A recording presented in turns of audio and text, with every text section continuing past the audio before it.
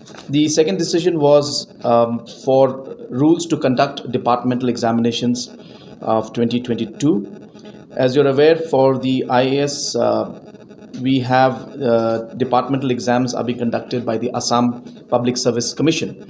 Since we don't have rules and procedures out here to conduct exams here, we're a joint cadre.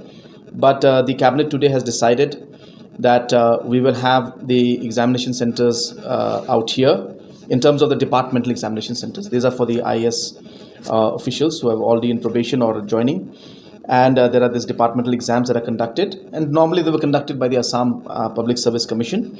But now they will be conducted here in Meghalaya through the MPSC. And of course, the syllabus will be more oriented, obviously, towards matters that are regarding the state. And obviously, we'll also see more usage and the options of using the languages of Meghalaya, and which is Khasi and Garo language will also be there. So these kind of options will be there for the conduct of these departmental exams. And as I said earlier, these are for the IAS probationers of the Assam Meghalaya joint cadre, and those allotted to Meghalaya segment will be having departmental exams in Meghalaya. So this is not an IAS exam that we're talking about. We're talking about the IAS probationers. Third is that the cabinet has decided to group the posts carrying the same scale of pay with similar qualifications in one advertisement. This basically means that today MPSC has to conduct different exams and selection processes for different departments. And in the process, what happens is it does take a lot of time, because sometimes you have the similar qualifications, similar skills that are required, or in posts that are carrying similar scale. So instead of having 5-6 different exams for 5-6 different departments, the MPSC will club exams in one go, and those that are having the same scale of pay with similar qualifications the exams will be held together. This is being done in the interest of saving time and to avoid duplication. But of course, the respective departments posts and the necessary reservation policy and the necessary the roster systems that need to be followed as per the cadre and the post in those particular departments will be followed as it is being followed right now. That will not change. But as I said, just the examination will be done together rather than having it separately. So this is one of the reforms that we're doing in order to streamline the working of the MPSC.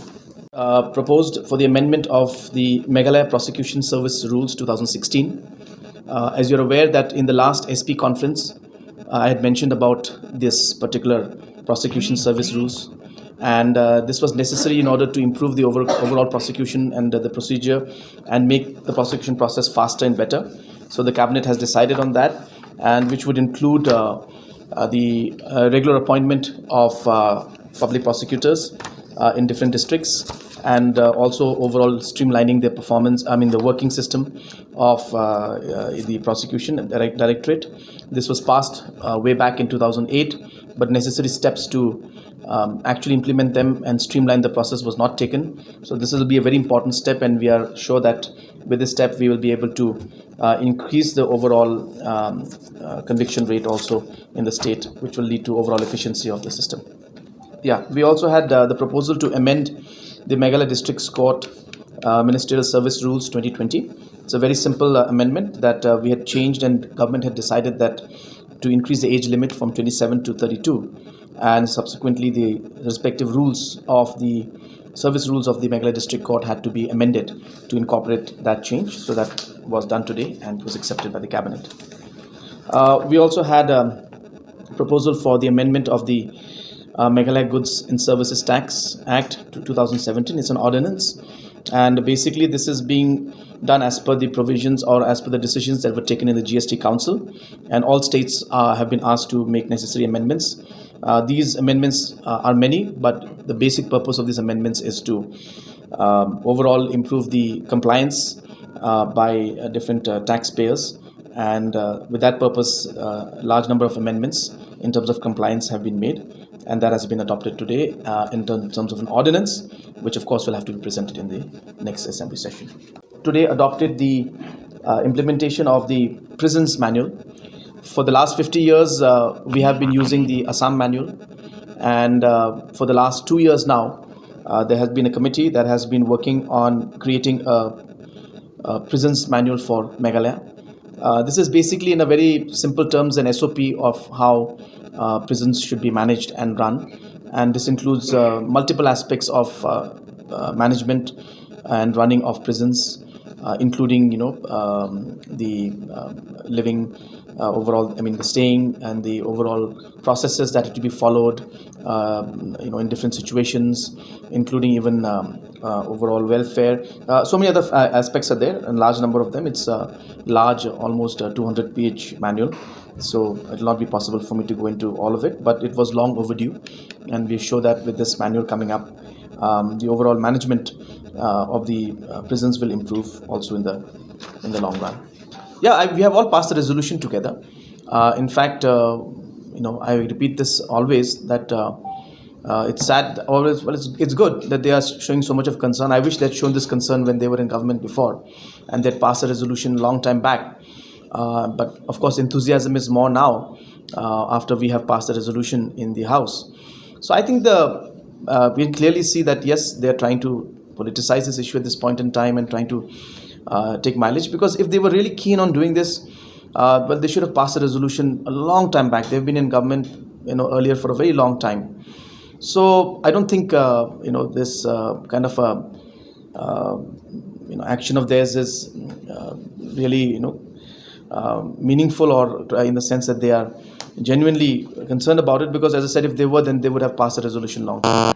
About approximately 136, I'll just read it out, that when the state government took over the schools from district council, 136 odd schools were left out without being taken over by the state governments, which are left to be considered as government schools. Apart from that, also there were other schools and other programs under which these appointments were made. So ultimately, a large number of teachers from these schools also and other schools also got clubbed in.